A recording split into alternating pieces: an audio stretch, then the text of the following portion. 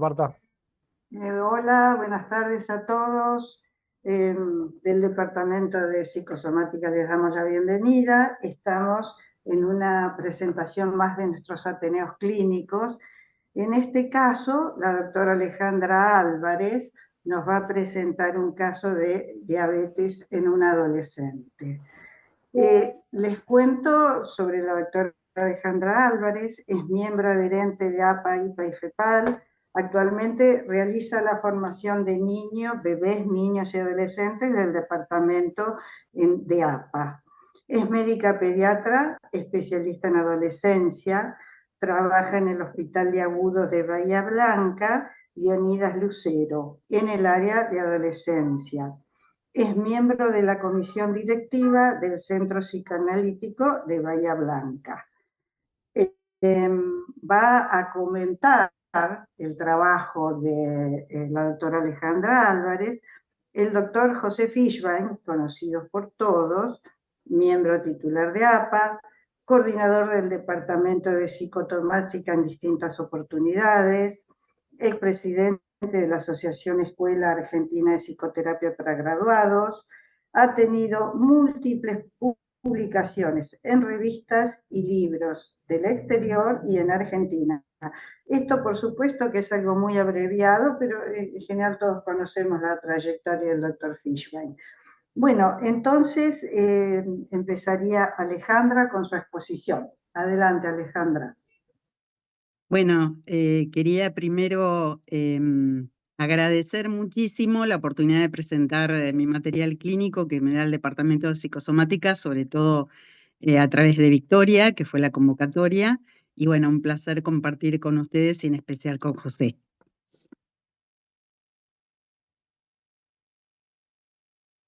Si tuviera que ponerle un nombre, le pondría Dulce María.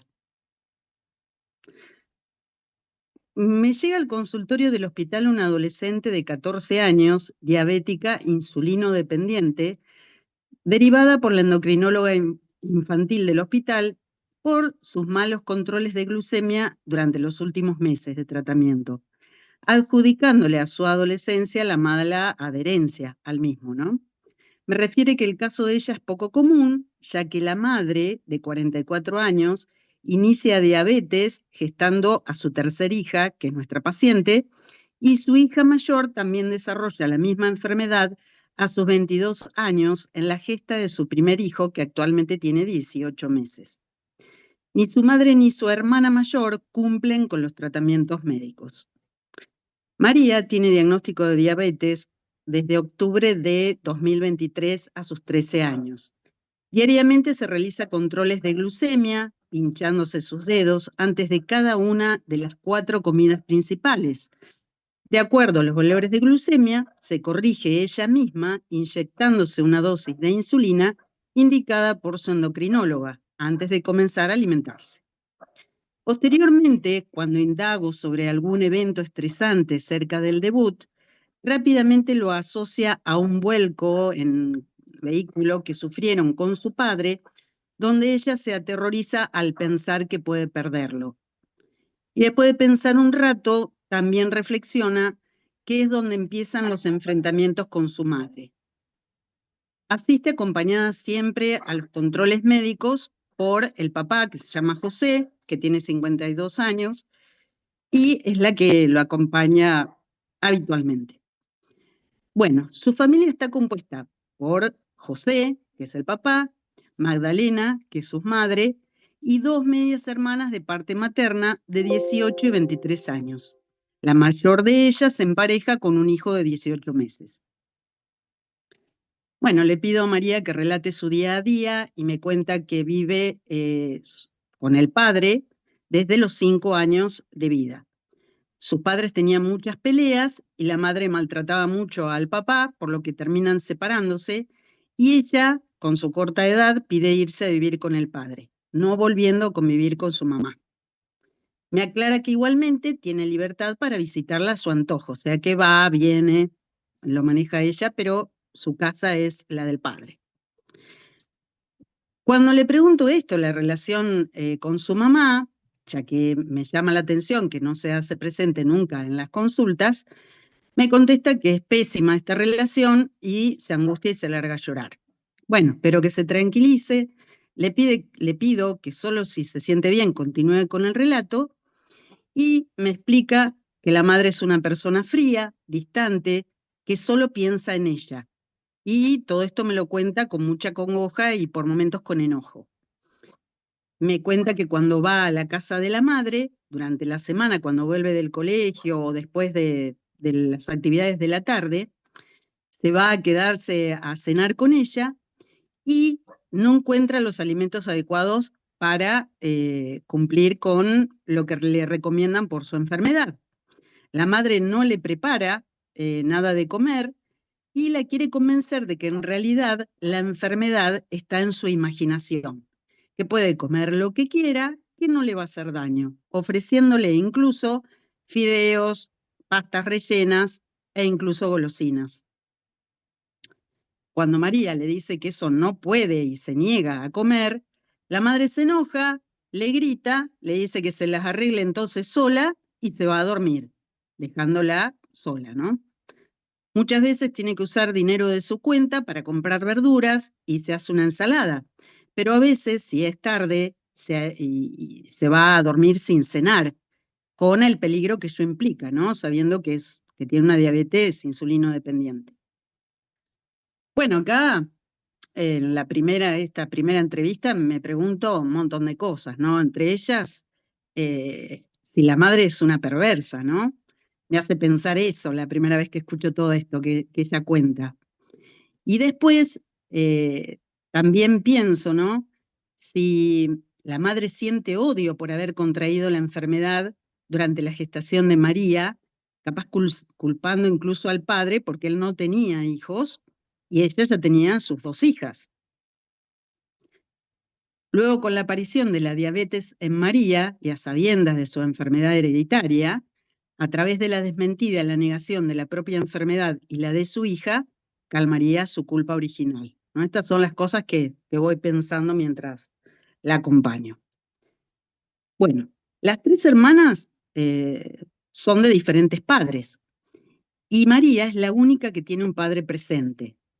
Según ella, la madre es una persona inestable emocionalmente, tiene muy mal carácter, es impulsiva y de manera cotidiana agrede verbalmente a sus hijas, que le contestan de la misma manera, refiriendo como que ya es una forma de comunicarse, o sea, como naturalizándolo, ¿verdad? En cambio, ella dice que no es así, que el padre la crió de otra forma y sufre mucho por cómo se tratan las mujeres de su familia, sería. Bueno, le muestro entonces que quizás ella puede ser de una manera distinta a esa línea de mujeres que la anteceden, que puede hacer otra cosa con esto que le pasa, y se queda en silencio. Cuando habla del padre se emociona, en cambio dice que la cuida, la protege, le asegura su bienestar, es el que está siempre atento a sus necesidades. También las hermanas lo quieren y lo respetan, porque cuando estuvo viviendo con ellas, también ayudó en la crianza y fue el soporte financiero durante muchos años, proveyendo a Magdalena, que es la madre, y sus otras hijas de todo lo que necesitaban. Al año de haber nacido María, echan a José de su trabajo. Él era encargado de mantenimiento de las estaciones de servicio de YPF de la ciudad, o sea que tenía un buen trabajo. Y allí comienza la debacle de la pareja. Comienzan las crisis, peleas, crisis de nervios por parte de la mujer y situaciones de violencia de las cuales eran testigos las hermanitas. Entonces, allí decide el padre separarse de la mamá. Y María cuenta que cuando el padre se va de la casa, ella con su corta edad pide irse con él y la madre está de acuerdo con que se la lleve, quedándose a cargo de las hijas mayores. José alquila un departamento pequeño y trabaja hasta la actualidad haciendo trabajos de jardinería, desmalezamientos y poda de árboles en varios parques y casas particulares. María asiste a una escuela cristiana, es estudiosa, nunca se llevó materias y cursa 3er año de secundaria. Practica desde los 6 años patinaje artístico, compitiendo de forma individual y grupal y tiene el grupo de pertenencia en el club, ya que pasa muchas horas de la tarde con las compañeras y una entrenadora que la quiere y la motiva mucho. Los fines de semana se van con José al campo, donde vive el abuelo, que es el padre de José, y disfruta de atender animales de granja, aprende a manejar la camioneta de su padre. Ahí se siente feliz. Los sábados de la noche se van al baile del pueblo, donde los reconocen por sus bailes folclóricos. Allí tiene las mejores amigas y también tuvo su primer noviecito. Bueno, cuando yo le pregunto por qué piensa que sus glucemias se alteran tanto, observando los valores, ¿no?, del glucomíter, ella me dice que no sabe, porque cumple metódicamente con las comidas, con las aplicaciones de insulina, con los controles, pero se queda un rato reflexionando y me refiere que cuando vuelve de la casa de la madre, luego de pelearse con ella, tiene picos de 300 a 400 miligramos por decilitro de glucemia. Entonces, le pregunto si eso le parece que puede tener que ver con el enojo que le provocan las discusiones con la madre. Y al recibir la afirmación de María, le explico que ese enojo contenido se vuelve contra ella y se ve reflejado en sus hiperglucemias, con el consecuente daño a ella misma. Luego de lo dicho, se angustia y se larga a llorar.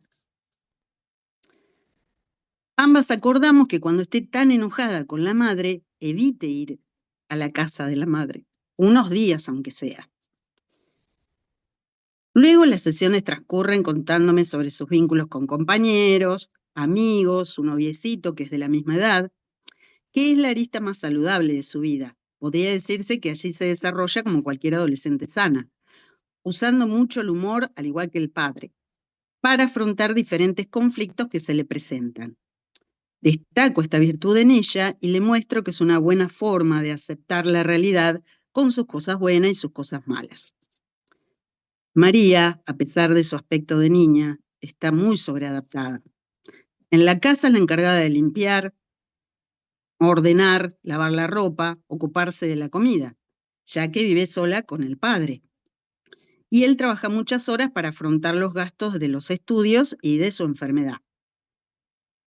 Ella lo agradece mucho, pero también se enoja cuando se siente agotada, como cualquier adolescente. Claro, le digo yo, estás haciendo las tareas de ama de casa a una mujer adulta, como si fuese la esposa de tu padre. Ella se sonríe y me dice, ay, sí, cuando vamos a bailar al pueblo y bailo con algún chico, me carga, me gasta. Dice, pero yo no lo dejo bailar con ninguna chica, porque soy muy celosa. Me hace con el dedito.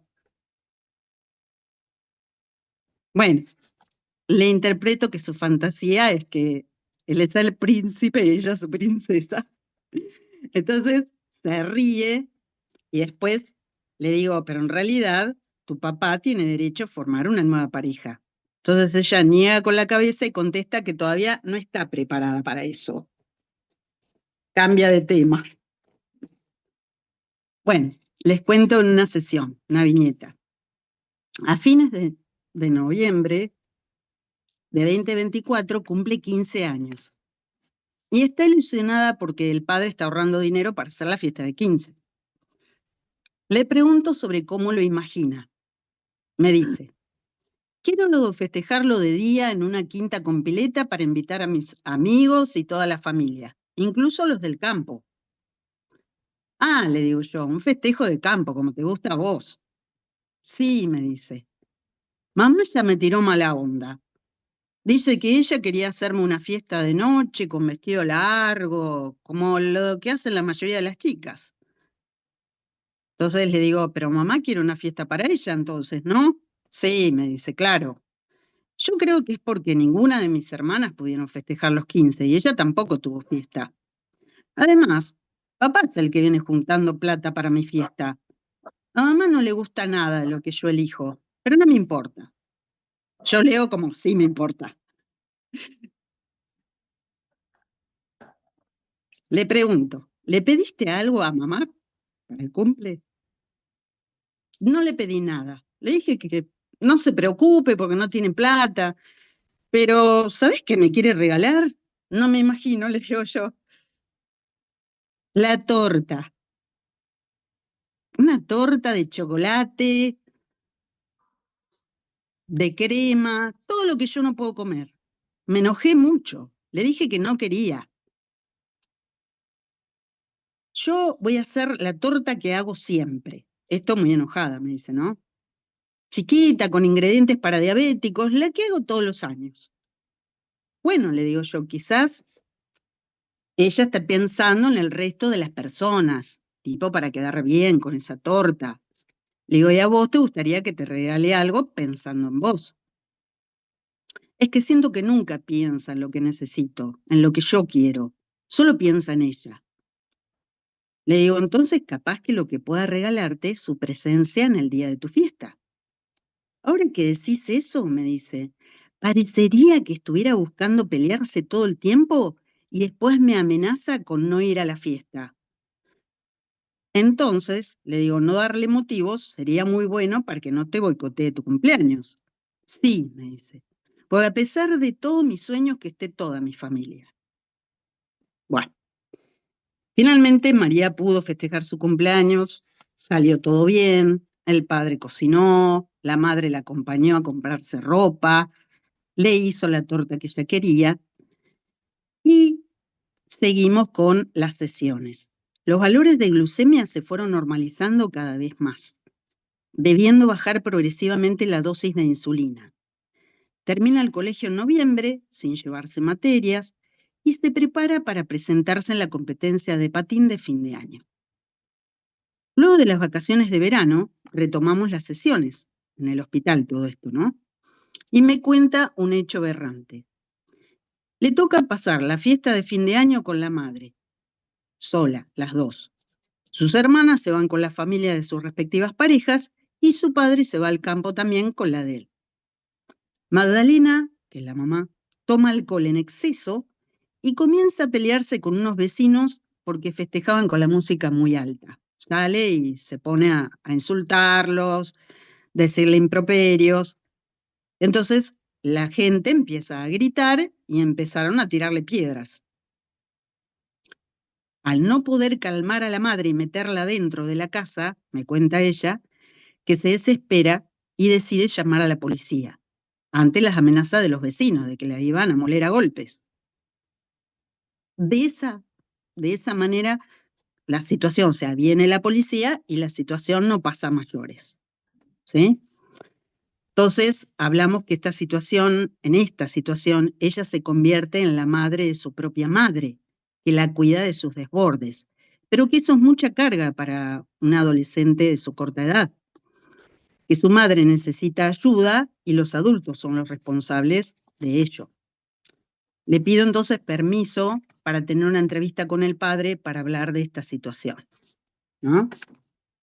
Bien, este caso particularmente me llamó la atención porque hay una historia, ¿no es cierto?, de la enfermedad en la niña, en la línea de todas las mujeres de la familia, con características bastante especiales, ¿no? Como es la diabetes.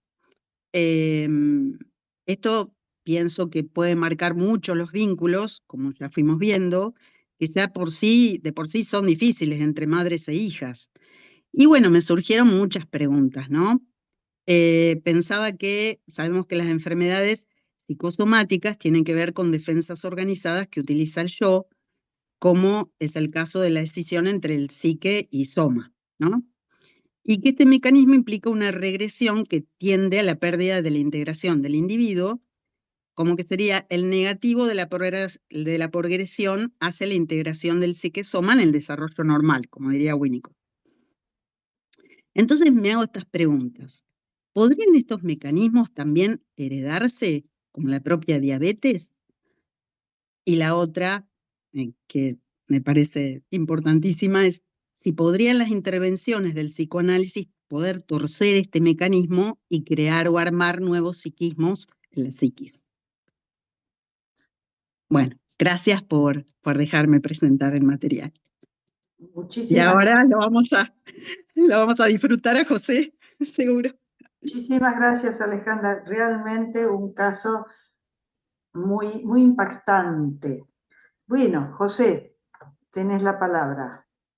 Bueno, yo también les agradezco la invitación. Para mí estar trabajando en el departamento de psicosomática fue siempre un placer. Pero lo que quiero recalcar esta vez es lo bueno que es el material de Alejandra. Es claro, es preciso, tiene una sucesión que permite entender cómo es que aparecen las distorsiones dentro del metabolismo. Si bien la madre de la paciente, de María, es una persona aparentemente muy complicada, no tenemos que olvidarnos que nosotros trabajamos con la narrativa de un paciente que conforma la realidad psíquica de él, y esas narrativas muy personales implican una versión que es con la que esa persona justifica su sufrir. Yo quiero enfatizar la felicitación a Alejandra y un elemento emocional que se ve a lo largo de todo el relato de ella, que es el enojo, que además de demostrar por qué son los enojos, produce una conducta dentro de la terapeuta que es muy valiosa, que es poner el énfasis en la coordinación, en la concordancia, tanto con ella misma como con la terapeuta, como con el padre. Lo que quería decir es que frente a un paciente paranoide, como aparenta ser la madre de María, sus actitudes también se constituyen en una defensa paranoide frente a la paranoia del otro. Y entonces, no solo tenemos que pensar en la escisión mente-cuerpo, sino en la escisión del objeto, en el sentido de que va a haber siempre un objeto idealizado, como lo es el padre, y un objeto persecutorio como es la madre. Fíjense que en este material también aparece en el escenario del Año Nuevo la necesidad de tener que defenderse de la paranoia, concitando la presencia de un objeto idealizado como puede ser la policía. La diabetes se muestra con mucha claridad en la diabetes de los trastornos emocionales sobre el equilibrio metabólico. Es una enfermedad multifactorial donde los factores emotivos y la personalidad inciden en caso de todos los problemas relacionados con la comprensión y el tratamiento de la diabetes. Desde la herencia hasta los factores circunstanciales actuales, una multiplicidad de elementos interviene en la regulación o disfunción de esta enfermedad, por la que hablo de la multiplicidad en la organización de ese cuerpo patológico. Acá algo que recién planteó Alejandra a mí me dejó pensando. ¿Se heredan los rasgos emocionales o se van adquiriendo a través de las experiencias infantiles? Lo cual no quiere decir que en una diabetes de tipo 1 no haya factores genéticos que inciden en la formación de la enfermedad. Podemos remitirnos al concepto de series complementarias descritas por Freud, donde tanto intervienen los factores del origen como las consecuencias de los desencadenantes actuales. Una característica digna de ser mencionada desde el comienzo es que lo que impresiona es una tendencia a la pasividad y una fuerte actitud muy infantil en que los enfermos diabéticos buscan tanto el afecto y una justificación para sus estados de tensión. Lo traumático del momento actual reactiva las necesidades y los modelos infantiles del vínculo ante la vivencia de rechazo o de privación debido a las carencias actuales. Podríamos conjeturar que el diabético es una persona que vive buscando regresivamente la atención material, sintiéndose habitualmente desamparado, exigente y negativista. Otro de los temas que no tenemos que olvidarnos es que para la madre, María es el significante desencadenante de la diabetes, de la madre.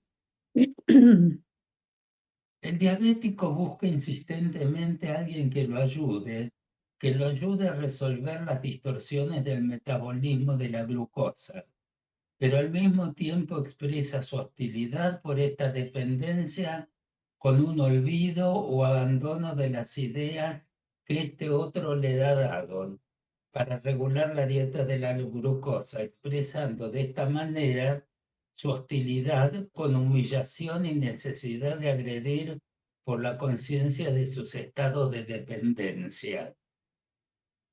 Los excesos en la alimentación de glúcidos es un sustituto de la vivencia de una carencia emocional.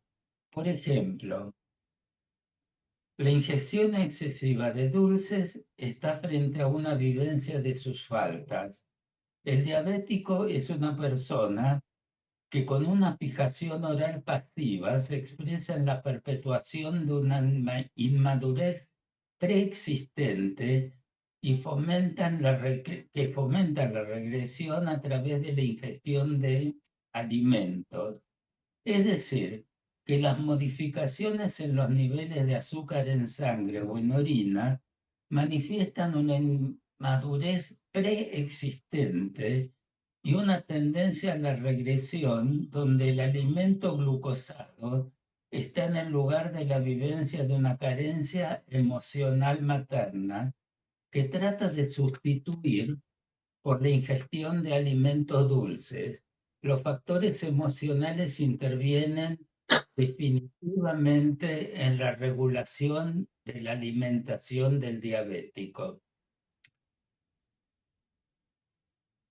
Recuerdo un paciente que yo trabajé con él durante años y me contaba que a la mañana muchas veces se levantaba con toda la cama sucia de mermelada, porque frente al insomnio iba a la heladera, traía un frasco de jalea de frutilla, lo comía con la mano, como hacen los chicos, y manchaba el camisón, las sábanas.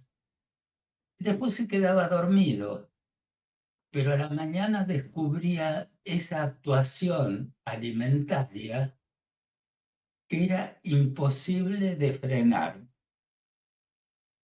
También con niveles de glucosa muy altos en sangre. Las modificaciones en los niveles de azúcar del diabético son mayores cuando el sujeto se siente hostil, deprimido, y son diferentes a cuando se siente aceptado y bien atendido. Esto se debe a que seguramente hubo mayor ingesta de elementos glucosados en los momentos en que el sujeto recurrió al dulce como un tapón de la angustia, es decir, cuando el enfermo angustiado descuida su régimen de diabético, como lo hace frecuentemente. Aunque la aparición y la exacerbación de la diabetes ha sido relacionada con la frustración de un intenso anhelo de atención y cuidado que se ha señalado como una necesidad básica de muchos pacientes, la estructura de carácter puede ser una resultante de su enfermedad. Con frecuencia es difícil distinguir causas y efectos porque la naturaleza de la enfermedad y su tratamiento pueden fomentar una conducta regresiva en los adultos y distorsionar la maduración en los niños. Una posición psicoterapéutica ante un enfermo diabético implica no solo ocuparse del aspecto psicológico, sino tener muy en cuenta los dosajes de glucosa y el cumplimiento del tratamiento orgánico y de las complicaciones orgánicas que puedan surgir. Es la interacción de todos estos elementos que podría advenir en el bienestar del paciente. Es un tratamiento muy personalizado que muchas veces no admite generalizaciones. Tenemos que luchar constantemente con las dificultades individuales. Convertir a un niño diabético en un individuo maduro y equilibrado es una tarea formidable. Lo que sí podemos decir que la diabetes, como otras enfermedades crónicas, aparejan trastornos intersubjetivos. En este sentido, y siguiendo una de las cosas que hablé el año pasado sobre cáncer en el departamento, creo que es importante una función extraanalítica, analítica entendiéndola como el análisis clásico, que es el apoyo y acompañamiento de una visión más adecuada de la alimentación. Como tienen un intenso anhelo de cuidado, anhelan un requerimiento cuasi maternal a quien lo represente. Son muy comunes y evidentes en este campo terapéutico. Los médicos, los enfermeros, los laboratoristas y por supuesto los psicoanalistas. La relación entre alimentariedad y afecto se halla profundamente arraigada. Al mismo tiempo, los regímenes de la misma enfermedad impone son vividos con una profunda frustración, ya sea por exceso o por defecto. La queja está siempre presente, enfrentándose al otro como efectores de dicha frustración. Las privaciones o cambios son un tema frecuente en el discurso de estos pacientes. Los terapeutas y médicos tratantes frecuentemente son ubicados en la posición del objeto infantil frustrante. Esta frustración se debe al trabajo que se hace desde el equipo terapéutico para regular al paciente en su estado patológico. Muchas gracias. Buenísimo, muchas gracias vos, José. Muchas gracias. Bueno, queda abierto el debate. Contamos con las opiniones de Alejandra. José nos va a acompañar. Así que, Carolina. Sí, adelante, Carolina. Hola. Bueno, primero, paren que bajo la mano, ahí está. Primero, agradecerle a Ale el material clínico. Yo coincido con José, me encantó.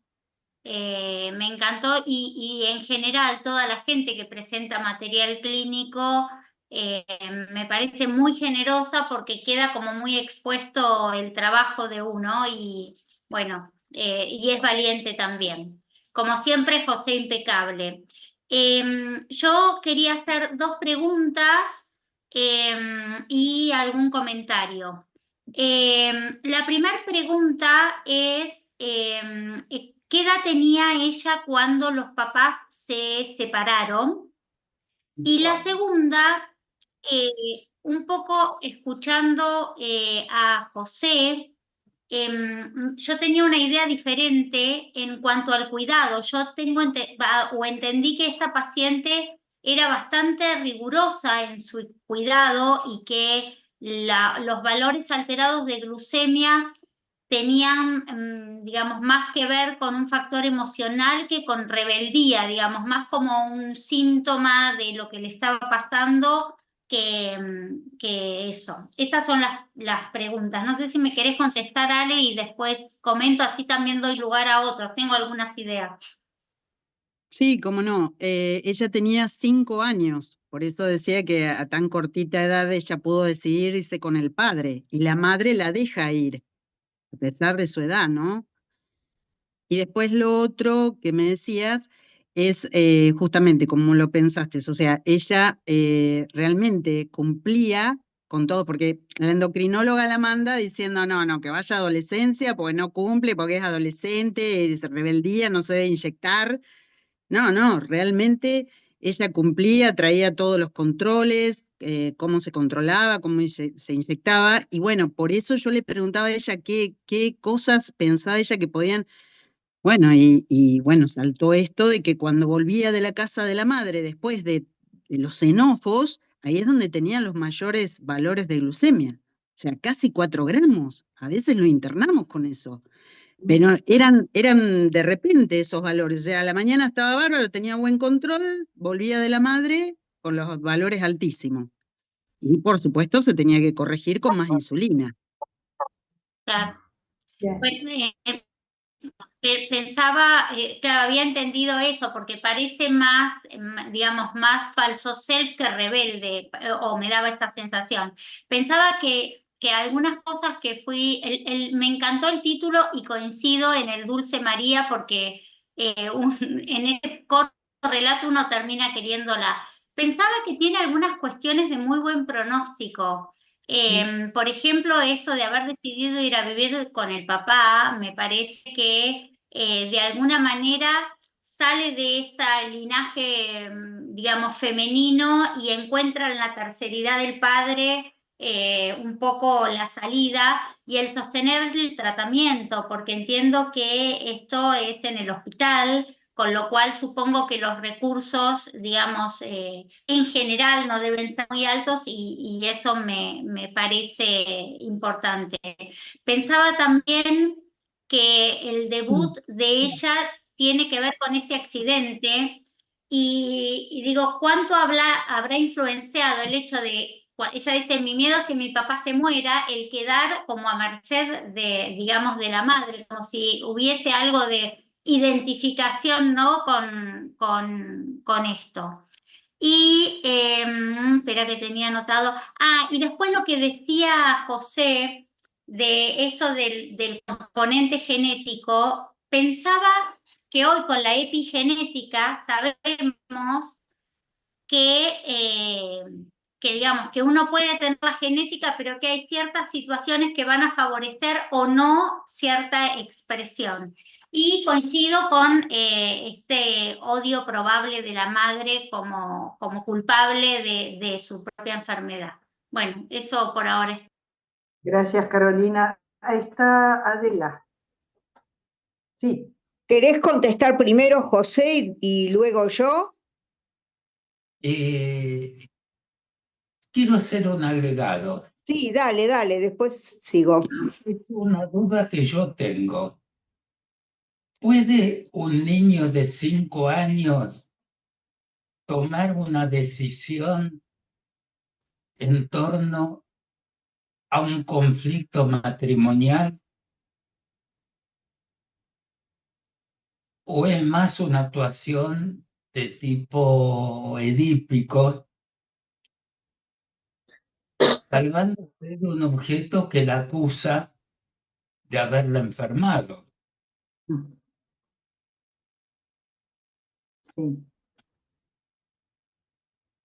Sí.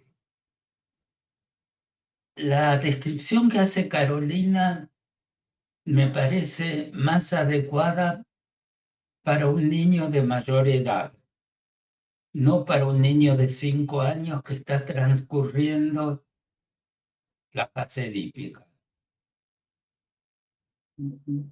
Hago un pequeño agregado. Es más, yo lo que pensé es el trabajo de la terapeuta para poder romper este vínculo, bueno, sumamente edípico simbiótico, o sea, es un preedipo lo que se armó ahí, que va a Sí. ser una tarea, ¿no? Una tarea muy particular. Sí, Bueno, hay me de toca. trabajo. ¿Puedo? Adela, dale. Bueno, en base también a esto que trae José, realmente se me hace la imaginación de que obviamente una niña de 5 años de ninguna manera puede decidir con quién va a querer vivir, pero yo creo que ahí habrá tenido un peso muy grande el gran deseo del padre de llevarse a su hija, porque esta es su única hija verdaderamente, y vino al mundo porque él tenía ganas de tener un hijo, porque él no tenía, ¿no? Y a veces los chiquitos son muy influenciables. Vos querés venir con papá, ¿no es cierto? Vos querés venir con papá y el chiquito pide venir con papá. Eso me parece que está el deseo del padre más que la nena. Y bueno, y arman, el padre le hace de padre y de madre, ¿no? Cumple ambas funciones. Y esto de la búsqueda de la terceridad se ve claramente cuando ella llama al policía, porque un tercero que intervenga con esta locura de ahí de las dos, ¿no? Ahora, yo creo que esta chica, esta Dulce María, tuvo la gran suerte de caer en manos de una terapeuta como Alejandra, que a nivel del hospital le brindó, la alojó, le brindó la posibilidad de que ella haga un despliegue transferencial maravilloso, le dio alojamiento. ¿Por qué? Yo creo que justamente ella no enchastraba la cama de mermelada, todo lo contrario, era hipercontrolada, hiper madura para la edad que tenía, sobreadaptada, y justamente Alejandra, al alojarla de ese modo, le dice, pero bueno, pero es mucho para vos, limpiar la casa, hacer esto, hacer todo, es demasiado, vos tan solo tenés 14 años, 15 años, le da permiso de tener la edad que tiene. Entonces creo que ahí hay un gran beneficio en lo que es ese vínculo terapeuta-paciente que se arma, ¿no? Ahí esto la salva. Y perdón, José, una cosita más. Me recuerdo de una frase de Winnicott cuando trataba a Margaret Little, que en un momento le dice, odio a su madre, le dice Winnicott, pero de todos modos siguieron analizando las cosas de ella, ¿no? Pero fue muy importante que ella supiera que sí, que la madre había cometido actos horribles con ella, ¿no? Y entonces a veces esto es un criterio de realidad muy, muy importante.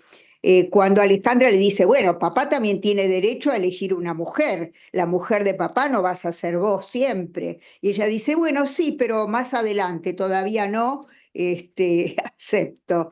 Creo que le trae la realidad, lo cual es valiosísimo. Así que bueno, realmente me encanta el material porque yo creo que más allá de que sea en consultorio privado, en el hospital, depende de esa onda que se arme, de ese vínculo que se pueda armar analista-paciente, ¿no? Bueno, muchas gracias. Hay tres personas. José, ¿vos querrías decir algo? 2 palabras. Dale. De lo último que dijo Adela, yo quiero rescatar Alejandra le dio la posibilidad de un alojamiento maternal donde ella pudiera sentirse querida por otra mujer. Sí, sí. Totalmente. Es la contrapartida de la narrativa de la paciente. Claro, claro. Bien. Mabel, tenés la palabra.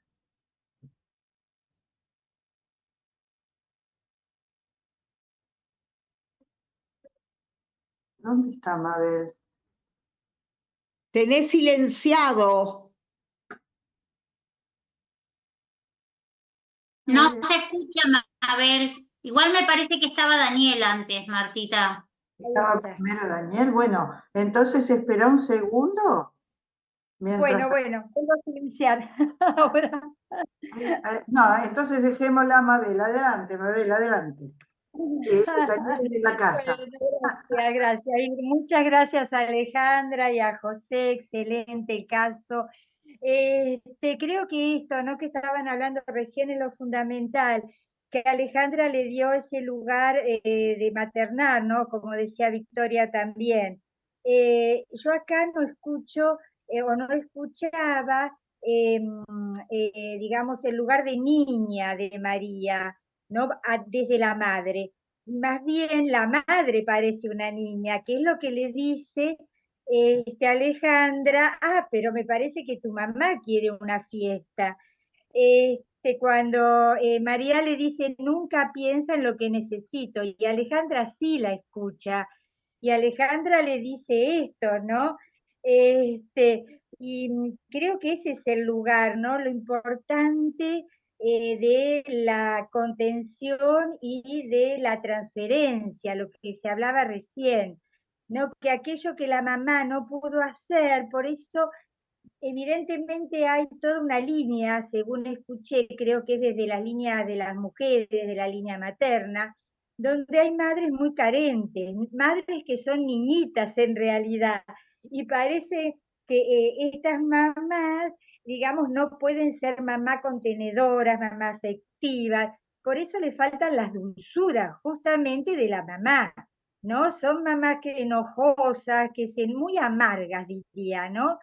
Y la descendencia termina siendo ¿no? esta diabetes, que es, digamos, el síntoma de justamente la falta de esa contención, de esa libidinización de los niños, que para poder constituir un yo, ¿no? Por eso, y decía José también, tan escindidos, es muy importante. Creo que la fijación acá, yo escucho, como decía José, está en la temprana infancia, ¿no?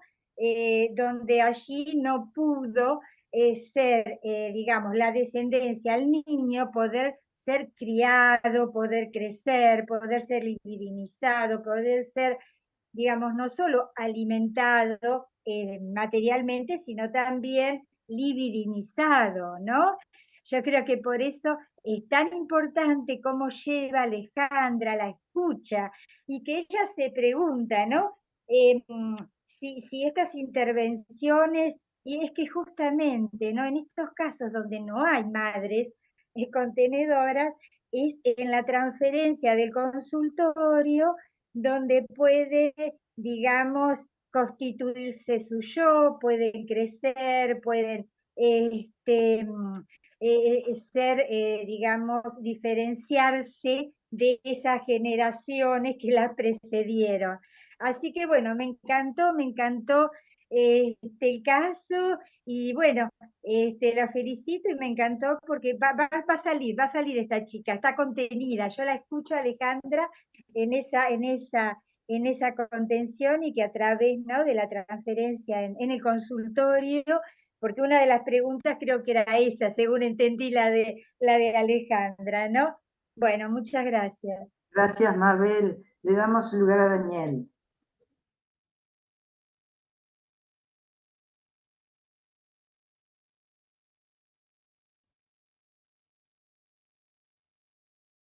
Daniel. Estás muteado, Daniel, no se te escucha. Perdón, sí.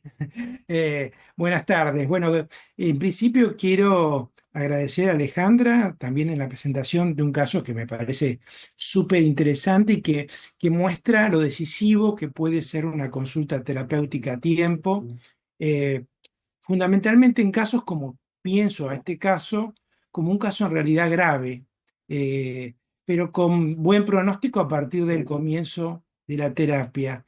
¿Por qué? Me da la impresión que de la sobreadaptación, que es un término que surgió acá, y creo que Alejandra al final hizo una pregunta vinculada a la decisión psique-soma. Yo creo que la sobreadaptación sostiene la decisión psique-soma en este caso, ¿no es cierto? Y la actuación surge a partir justamente de la somatosis a través de la diabetes. Como dice Carolina, me gusta la idea de los, ¿no es cierto?, de esta expresión epigenética, ¿no es cierto?, de un conflicto psíquico aprovechando de del material genético. De todas maneras, me parece, ¿por qué digo que me parece que es un caso de no haber empezado terapia de mal pronóstico? Me da la impresión que el rechazo totalmente digamos, manifiesto por parte de la madre, a mí por lo menos me causa una impresión muy grande, activan las pulsiones de muerte, ¿no es cierto?, en la paciente de una manera realmente riesgosa, porque es una chica que hasta los 5 años vivió como una madre que me parece efectivamente perversa, con aspectos psicóticos en realidad, ¿no es cierto? Eh, y filicidas, como hubiera dicho nuestro querido Arnaldo Raskowski. Claramente filicidas. Y la pregunta, una que me hago es si nuestra intervención, si nuestra intervención también no cabe a nivel judicial, en este caso, cuando somos testigos de una situación de riesgo inmensa. La deja con los fideos, con los tallarines, ¿no es cierto? Y ella se va a dormir. La pregunta es esa, siguiendo un poco lo que dice José, si parte también de esa ampliación de nuestra intervención psicoterapéutica no tiene que ver también con el campo de la denuncia. Son preguntas, ¿no? De todas maneras. Otra cosa que le quiero preguntar a Alejandra es, me llama mucho la atención la condensación, que no sé si lo hiciste a propósito, del término María, José y Magdalena. Son nombres, ¿no es cierto? Ahora que estamos impactados por la muerte de Francisco, que hablan del padre, ¿no es cierto?, de la madre, y hablan de Magdalena, que fue una figura súper importante que siguió a Jesús. Magdalena fue la mujer que Jesús pudo expulsar sus 7 demonios, ¿no? ¿Por qué digo esto? Porque me da la impresión que efectivamente esta chica es salvada, en cierto modo, por la elección del padre, pero al mismo tiempo me parece que hay una situación de riesgo que se dio en el vuelco. Pongo entre comillas la palabra vuelco, se revolcó con el padre también. Quizás suena fuerte decirlo así en un accidente, pero habría que ver si ese accidente no tuvo la dimensión también traumática de lo que puede ser una fantasía incestuosa, ¿no es cierto? Porque tampoco acá hay una interdicción. Ella se va a los 5 años, plena edad donde debería estar saliendo de la situación edípica lo mejor parada, y yo creo que se fisura a partir de ahí toda la resolución del complejo de Edipo. Con lo cual el riesgo de incesto en la mente de esta chica es muy grande y nuevamente tiene que apelar a la sobreadaptación. Nada, me parece elementos para tener, digamos, en cuenta, y invito, bueno, a Alejandra que pueda decir algo al respecto. Gracias. Alejandra, ¿querés vos contestar algo o pasamos a la Sí, si quiere, contesto esto a Daniel, porque, bueno, yo en el momento justamente, y te agradezco, ¿no?, a todos los comentarios riquísimos que están haciendo, pero, bueno, quería aclarar esto porque es importante lo que decís, ¿no? Nosotros trabajamos en un hospital que realmente vemos casos muy complejos y todo el tiempo trabajamos con lo legal. En general, acá actúan los servicios locales, ¿no? En donde hay un abogado, un asistente social, una psicóloga, un psicólogo, en menores de 18 años, cuando hay vulnerabilidades en los niños, ¿no? Pero en este caso, a mí me generó realmente en ese momento que ella me cuenta esto y pienso que la madre es una perversa, yo le dije, bueno, a ver, vamos a dejar de ir con mamá y después yo tengo una entrevista con el padre en donde le planteo esto, ¿no? Que esto está siendo perjudicial para María. Y el padre me dice, sí, sí, dice, yo la entiendo, doctora, pero ella quiere ir a ver a la madre, ella quiere estar con la madre. Dice, pero por supuesto yo le dijo, cuando ella no quiere ir o yo la veo que está mal, se queda en casa. Y acordamos entre los dos ir controlando ese tema, ¿no? Ella empezó a tener muchas defensas en cuanto a cómo veníamos hablando. Bueno, cuando vos la ves a tu mamá que está muy sacada, que te empieza a tratar mal, no hay cosas para que vos comas, bueno, te vas al lado de papá. Y realmente pudo hacerlo así. De hecho, se vio el cambio en ella también en sus registros de glucemia. Entonces, más allá de eso, a mí la contratransferencia era, no vayas más a lo de tu madre, pero también le veía esa ambivalencia de las lágrimas cuando me decía que la madre era así, asá, y ella estaba sufriendo por su madre. Entonces, realmente no hubo nunca, digamos, un factor decisivo como para hacer denuncia, porque el padre siempre estuvo presente, se encargó de comprar cuando no había tirillas, ella lo adora al padre, hacen cosas de papá, de hija, y el padre es bastante mayor, o sea, digamos, ella tiene 13 años, el papá tiene 52, y a veces es como un abuelo, que yo también lo tengo que guiar un poco, pero la deja tener su noviecito, o sea, está pudiendo hacer también el rol de padre de corte, ¿verdad? Entonces, yo creo que los estoy acompañando, es difícil, los estoy acompañando, pero ahora les doy vuelta como para volver a pensar y les traigo algo súper actual, es que durante estas últimas 2 semanas dejó de usar insulina. ¡Qué bueno! Entonces se dio vuelta todo el pensamiento diagnóstico, ¿no? Que ella tiene, y por supuesto su familia, porque ninguna está estudiada.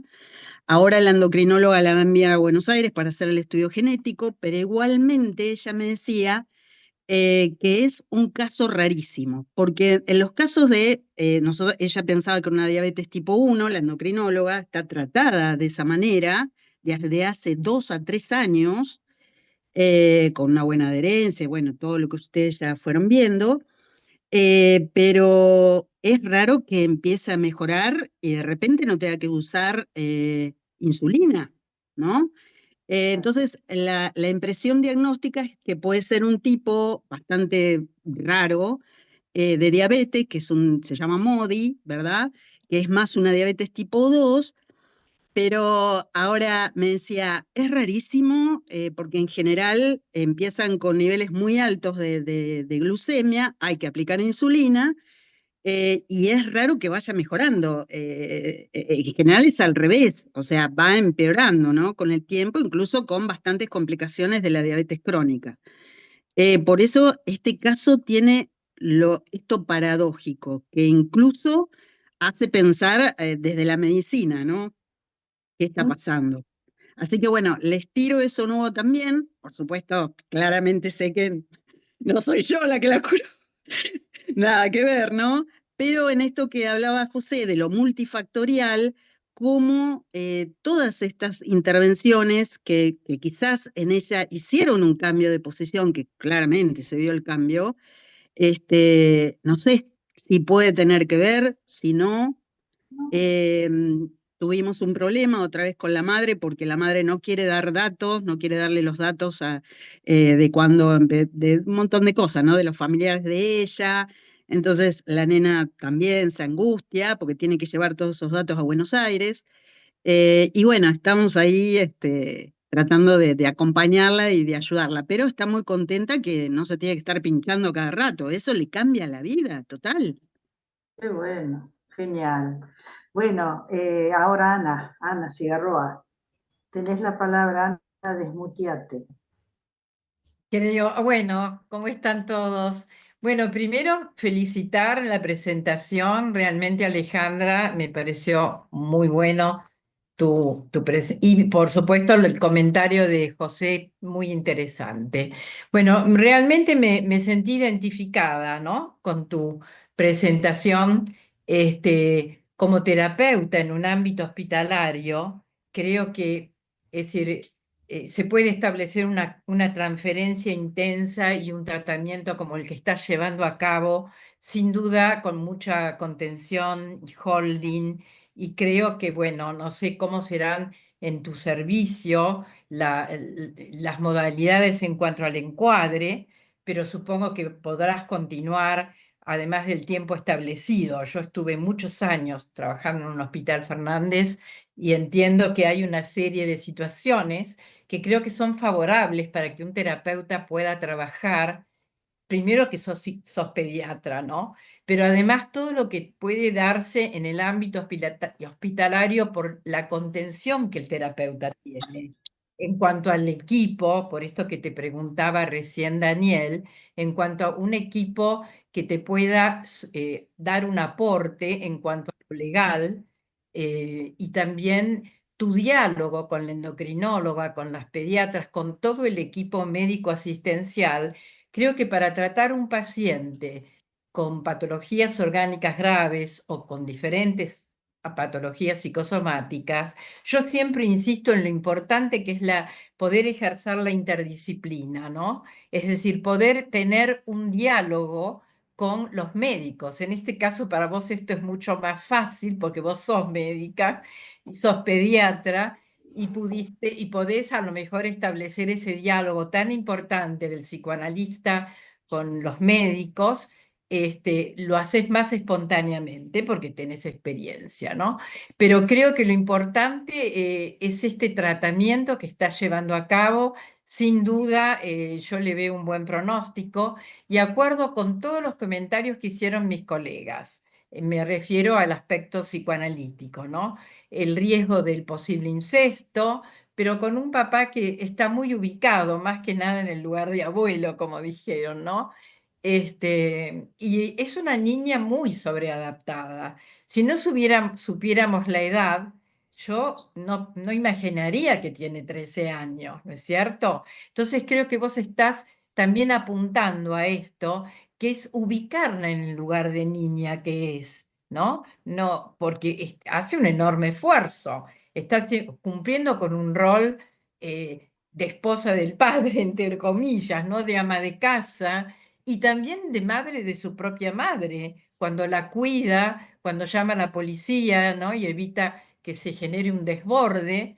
Es decir, es una nena que tiene aspectos de mucha sobreadaptación, pero creo que vos la ayudás en eso, ¿no? A ubicarla en un lugar más adecuado a su edad. Bueno, te felicito y realmente me encantó la presentación. Muchas gracias, Ana. Sigue ahora Graciela, pero les pido que acoten porque hay muchas personas, hay 5 personas anotadas, entonces por favor acoten la participación. Graciela. Rápido. Bueno, primero felicitar a Alejandra, me resulta muy interesante todo lo que trajiste y a José con sus comentarios.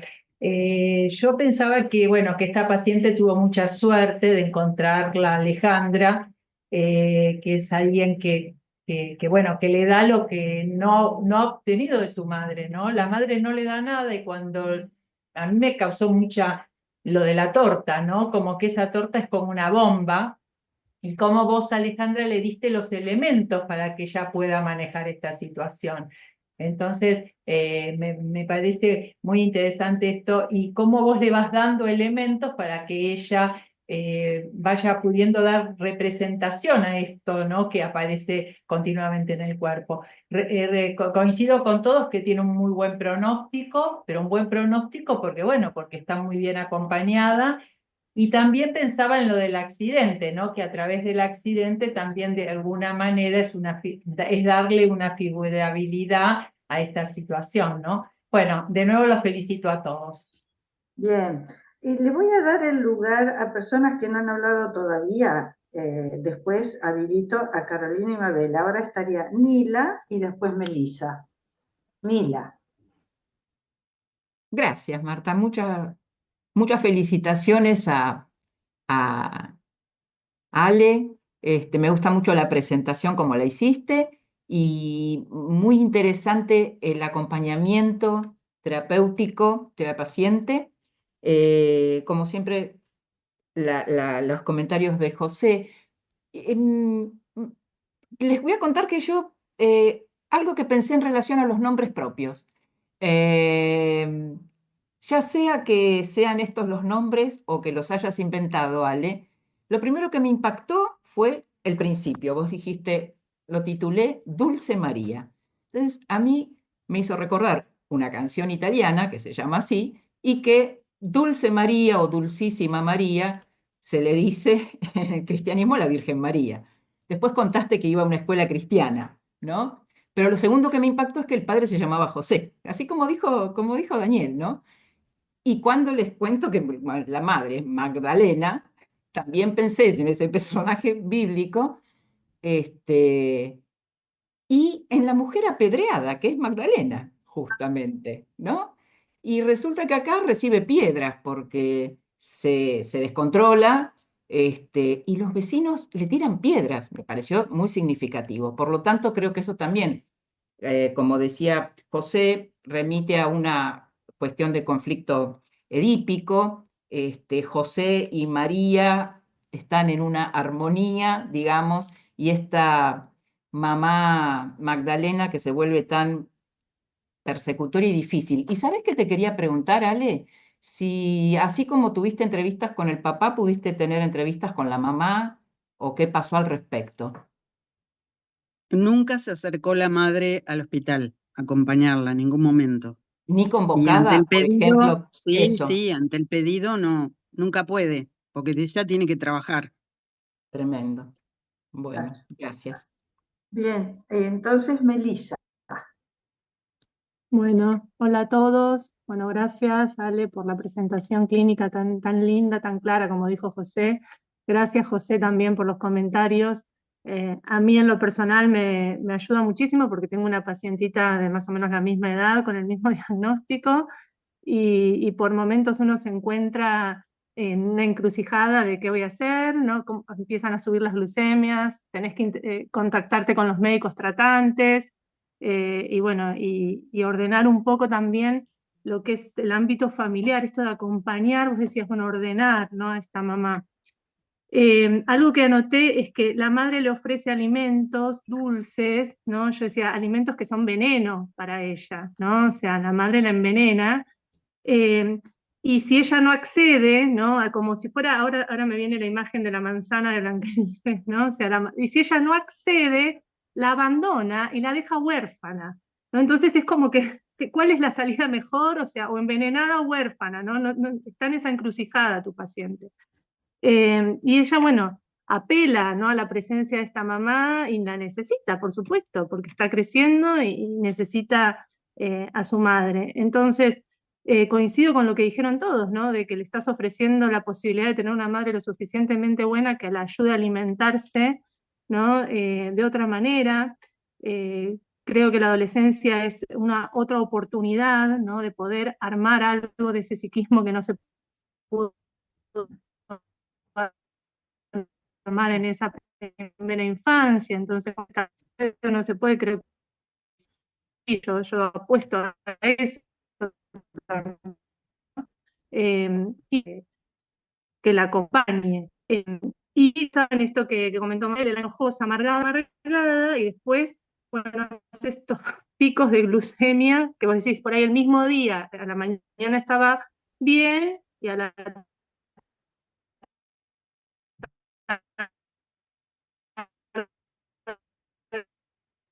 después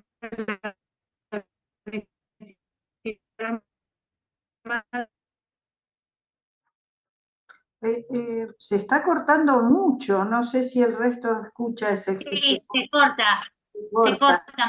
Quizá casi no Está muy entrecortado. Sí, sí. Bueno, Melissa, Melissa, fíjate si puedes cerrar la cámara a ver si te escucha bien.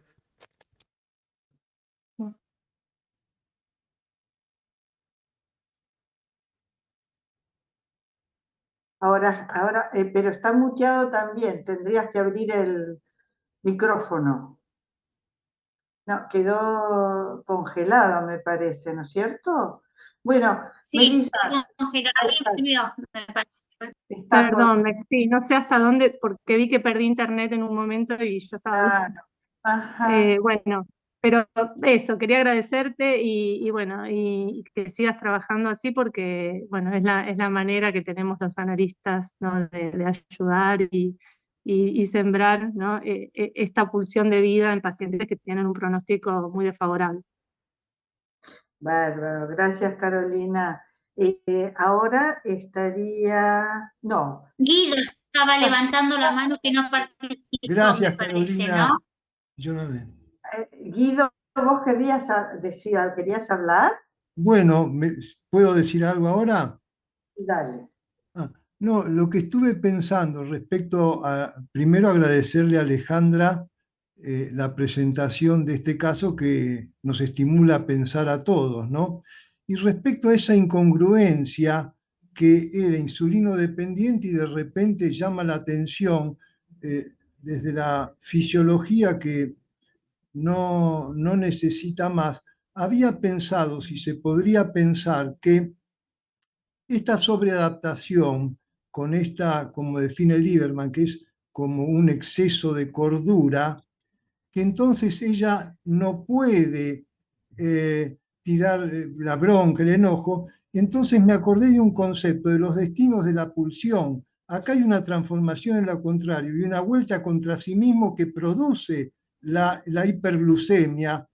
Al irse curando la paciente, parecería que los niveles de glucemia van bajando. Si pudiéramos conectar esta parte de la metapsicología freudiana de uno de los destinos de pulsión, que son 4, bueno, estos dos me parece que están, tal vez pueden explicar algo. Esto.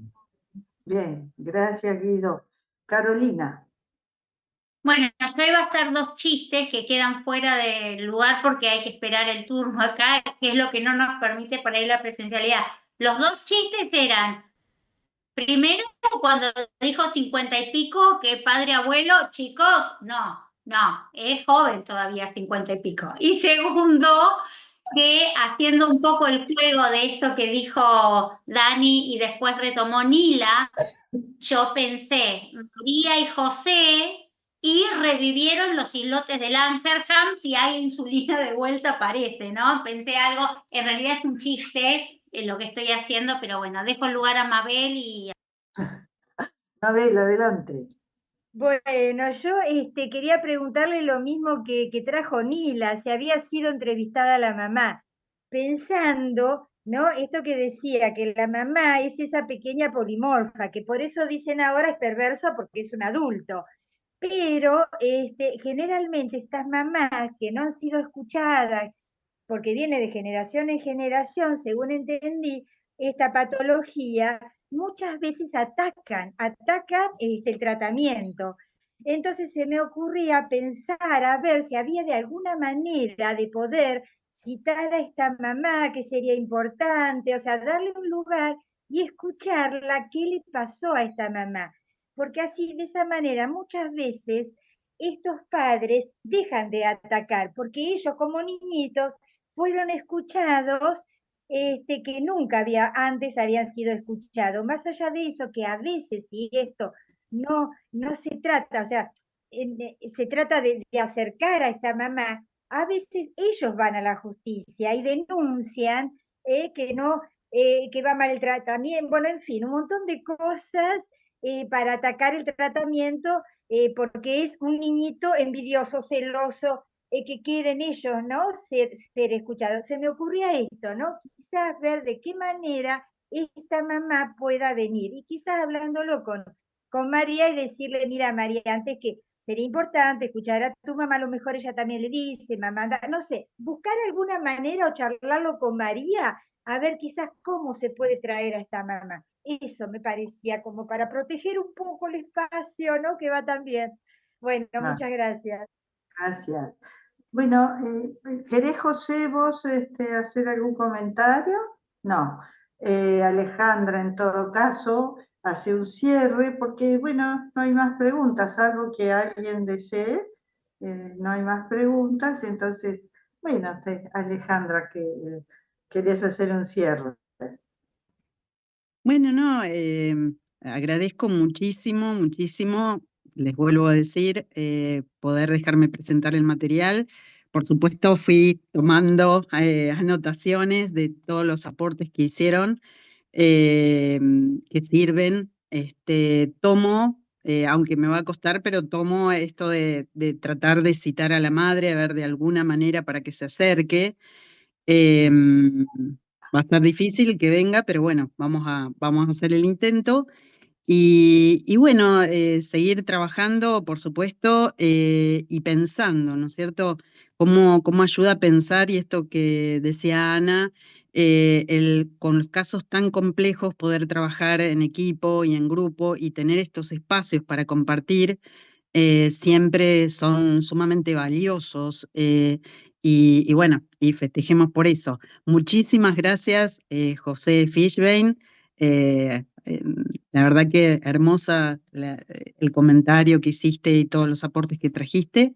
Y bueno, y agradecida con todos los que estuvieron y con Adela que me invitó. Bueno, muchísimas gracias, Alejandra. Bueno, Gracias, gracias. te esperamos en alguna otra oportunidad. ¿Cómo no? Bueno, y yo ya quiero invitarlos ya para el 13 de mayo, segundo martes de mayo, a esta misma hora, por este canal de Zoom, que tenemos una conferencia de la doctora Mabel Dechter, que pertenece al mismo hospital que Alejandra, pero ya está jubilada, y es una experta en diabetes infanto-juvenil, una médica que trabaja con estos temas, muy recomendada por Alejandra. Y va a estar interesante porque le vamos a poder hacer todas las preguntas como médica, pero es una médica que toma muy en cuenta todo el aspecto familiar. Entonces me pareció que puede ser muy, muy interesante para lo nuestro. ¿Por qué? Porque justamente nuestro Ateneo de mayo, o sea, del 27 de mayo, el último martes de mayo, tenemos otra pacientita diabética, pero esta vez una niña de 7 años, que lo va a presentar una colega de ustedes muy querida, que es Magalí Chirico. ¿Sí? Ella va a presentar ese material de Ateneo, va a ser comentado por Daniel Antar.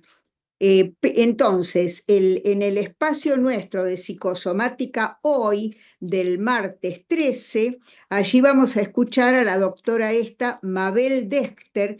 La vamos a escuchar, pero también vamos a dialogar con ella y hacerle todas las preguntas acerca del tema. Bueno, así que serán todos muy bienvenidos a este espacio que realmente ustedes se enriquecen con su presencia, con sus preguntas, con sus aportes. Bueno, gracias por estar. Y gracias especiales a José. José, muchísimas gracias, realmente. Un aplauso para los dos.